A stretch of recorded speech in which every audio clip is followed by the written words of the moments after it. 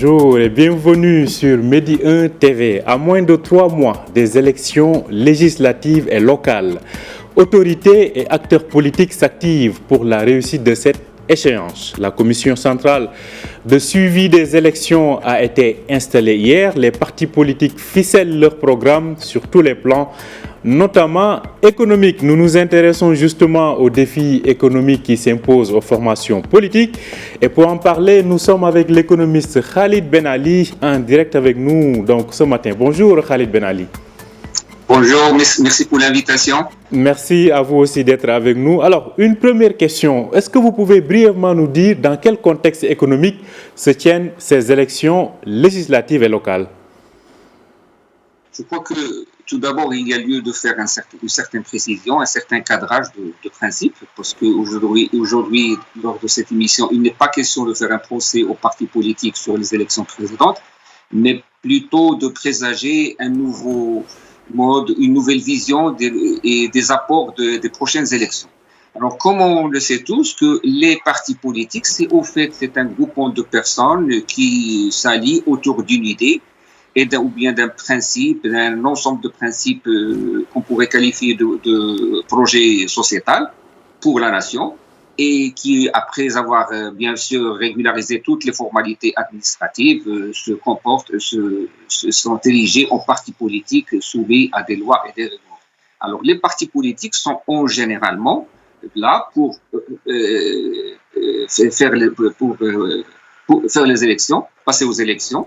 Et l'élection, l'opération électorale, c'est l'opération qui donne la légitimité à tel ou tel parti, de par son programme, de par sa vision, de par son projet sociétal, de gouverner la chose publique, de gouverner et gérer la chose publique. Alors, sur le plan du principe, encore une fois, les partis politiques reçoivent une subvention de l'État pour leur fonctionnement, en fonction des résultats et en fonction de plusieurs indicateurs. Donc, sur le plan du principe, il y a une obligation de résultat pour les partis politiques. Sur le plan, maintenant, du fonctionnement, des activités, des projets économiques, je crois que là, il y a surtout lorsqu'on parle de composition, parce que les élections législatives donnent lieu à une majorité gouvernementale qui, moyennant un programme gouvernemental, va gérer la chose publique pendant les 5 années. Et puis, vous avez à côté les élections locales, les collectivités territoriales, les régions. Et là, c'est la chose locale au niveau des régions, au niveau des provinces. Donc, in fine, les partis politiques, à travers la mécanique des élections, disposent au niveau du gouvernement, de l'administration et du budget de l'État pour faire fonctionner et appliquer leur programme dans l'intérêt de la nation. Et d'un autre côté, ils reçoivent une subvention de l'État, d'où l'obligation de résultat. Maintenant, le contexte, c'est quoi? Le contexte des élections actuelles, ça intervient après une phase Covid marquée par des impacts négatifs. D'ailleurs, nous ne sommes pas le seul pays qui a été marqué par ces impacts, mais marqué par des impacts négatifs, mais aussi par des attentes aussi importantes et peut-être plus importantes que les attentes présentes, tant au niveau social, au niveau économique, au niveau politique, au niveau démographique, au niveau environnemental. Maintenant, les élections, je crois que c'est pour la première fois où les élections locales et législatives et locales vont se tenir en même temps. Et ça, c'est une bonne augure, c'est un changement dans la vision des élections au Maroc. Nous espérons bien évidemment qu'il y ait, et ça c'est le grand défi maintenant des partis politiques, il y ait regain de confiance dans l'activité politique. Et là, parce que auparavant, le citoyen marocain a été déçu plusieurs fois par des programmes gouvernementaux, des programmes des partis politiques qui prévoyaient des taux de 7,5% de croissance de milliers de postes d'emploi, mais in fine, et en termes de résultats, notre pays, depuis 2000, n'a pas dépassé en moyenne un taux entre 3 et 4%, de croissance en moyenne. Et ça, Alors Khalid Ben Ali, justement, alors se pose aujourd'hui la question de savoir le programme que peut proposer aujourd'hui ou les programmes que peuvent proposer ces partis aujourd'hui. Selon vous, comment devraient s'orienter ces programmes? Alors, personnellement, moi, je vois la chose de deux côtés. Il y a le programme des partis politiques pris un à un, c'est-à-dire le programme par lequel ils vont se présenter aux élections et qu'ils vont présenter aux électeurs pour être choisis ou retenus, et le programme gouvernemental qui sera, je dirais, par la suite élaboré après les élections par la majorité qui serait élue. Alors là, il y a deux niveaux d'analyse. Premièrement, il y a lieu de rappeler qu'un programme économique, c'est un moyen et ce n'est pas une fin en soi. C'est-à-dire, si les politiques et les programmes économiques prévus ne permettent pas d'assurer le bien-être du citoyen, ne peuvent pas assurer des taux de croissance permettant d'accroître la richesse de la nation, ne peuvent pas assurer l'amélioration des indicateurs, que ce soit macro ou sociaux ou internationaux du pays, on est à côté de la plaque. Et quand on parle maintenant du programme gouvernemental, c'est autre chose. Alors, pour les programmes des partis politiques, je crois que le grand élément aujourd'hui, c'est le regain de confiance des citoyens. Parce que, je l'ai dit tout à l'heure, le citoyen a été déçu plusieurs fois par les partis politiques parce que les programmes et ce qui a été proposé n'a pas été réalisé. Bon, il y a toujours peut-être des contraintes, les partis donneront des explications, la majorité donnera des explications, l'opposition donnera des explications, mais je dirais un paradoxe qu'il faut bien signaler. Quand on est dans l'opposition, on critique un taux de 3%, il est insuffisant, il ne permet pas de réaliser, et les mêmes partis qui sont à l'opposition aujourd'hui, si demain ils sont en majorité, avec un 3,5, ils vous disent qu'on a réalisé un taux de croissance important. Quelle crédibilité dans ce contexte? Alors, pour le programme du prochain gouvernement, je crois que, in fine, compte tenu du contexte de Covid, je crois que des dossiers qui ont été initiés sur instruction royale justement, Khalid Ben Ali, quels sont, selon vous, ces différents dossiers qui aujourd'hui demeurent urgents à concrétiser? Il y a, à mon sens, trois dossiers qui sont très importants. Le premier, c'est le dossier de la généralisation de la couverture sociale, parce qu'il a été adopté sur instruction royale en 2021, sachant que 2021 c'est une année électorale, et même au niveau de la loi, on fixe les délais de réalisation. Fin 2025, il faut que ce chantier soit bouclé. C'est-à-dire que le prochain gouvernement doit mettre les outils, doit chercher les profils adaptés, doit manager au lieu de gérer, trouver une logique de manager au lieu de gérer pour assurer la réalisation de ce projet parce que ces projets constituent le socle des attentes sociales des citoyens. Ils sont bien attendus et ils permettront aux Marocains et à notre pays d'éviter les conséquences et les impacts sur le revenu des intéressés en cas de crise sanitaire future, que nous ne voulons pas que ça se produise, mais toujours il faut anticiper. Le deuxième volet, c'est la réforme du système de santé nationale aussi, qui a été initiée sur instruction royale et qui est en cours d'élaboration. Et ce chantier-là devrait permettre l'accès égal, équitable à tous les citoyens à la couverture médicale et aux soins. Donc, c'est un dossier très important. Le troisième dossier, c'est le dossier de la réforme de l'administration qui a été initiée par la simplification des procédures. Mais tout ça, la simplification, ce n'est qu'un outil parce qu'in fine, on veut arriver à une administration moderne, capable de drainer et d'attirer les investisseurs et être en mesure de répondre aux citoyens pour créer la confiance. Alors, à ces trois dossiers s'ajoutent aujourd'hui 2 ou 3 dossiers je dirais que c'est les bons points qui ont été récoltés du Covid. C'est la numérisation. Aujourd'hui, nous avons testé au niveau de notre pays le travail à distance. Il a donné des résultats. Cette expérience devrait être évaluée de manière concrète et devrait aboutir à des choix de stratégie du mode de travail. Parce que la stratégie du mode de travail, adopter un mode à distance ou bien adopter la continuité du travail présentiel, c'est un choix à faire.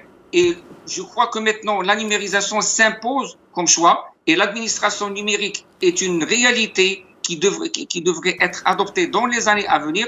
Et ça va générer bien évidemment des impacts, des gains en termes de budget de fonctionnement important qu'il faudrait recenser. Alors, à côté de cela, pour les partis, je crois que l'action, personnellement, et compte tenu de l'expérience et du vécu, je crois la plus importante des actions que les partis politiques devraient entamer, c'est la revue de tous les textes juridiques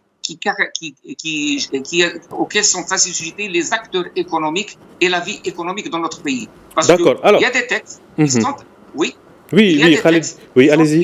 Ils ont été amendés pour des fins données partielles, mais on trouve encore des chiffres de francs français parce que ces textes datent de 1959 ou de 1958. Bon, maintenant, il faudrait une refonte, voir les nouvelles normes, qu'est-ce qu'il nous faut, est-ce qu'ils sont toujours adaptés, parce que la suite juridique est très importante pour donner une nouvelle dynamique, pour réglementer toute l'activité qui en viendra par la suite.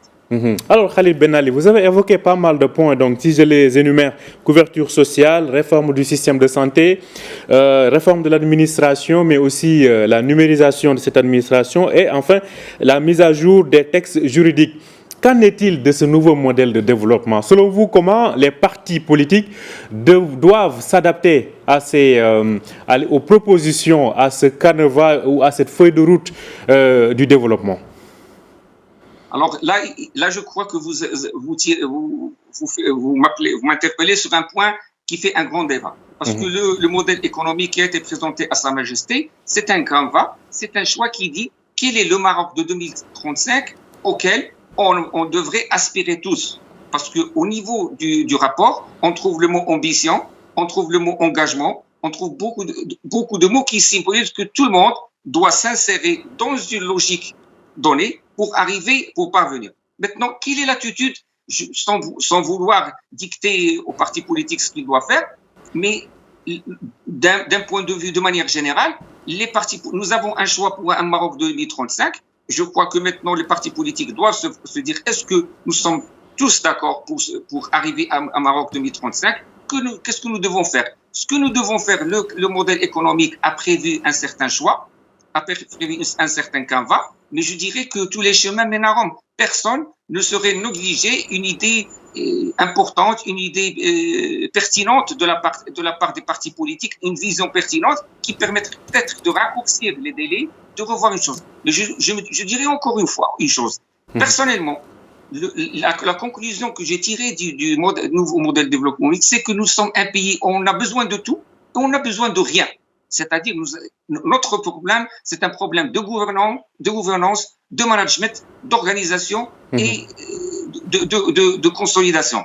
D'accord. Alors, Khalid Ben Ali, quand vous dites que c'est un problème de gouvernance et de management, cela pointe aussi du doigt le niveau des ressources et des capacités humaines au niveau des élites, donc des partis politiques. Pensez-vous qu'aujourd'hui, sur la base de ce que l'on voit comme proposition économique, il y a dans les partis politiques des ressources, en tout cas capables aujourd'hui d'incarner et de permettre au Maroc de faire ces bons en avant dont on a besoin, notamment à travers ce nouveau modèle de développement?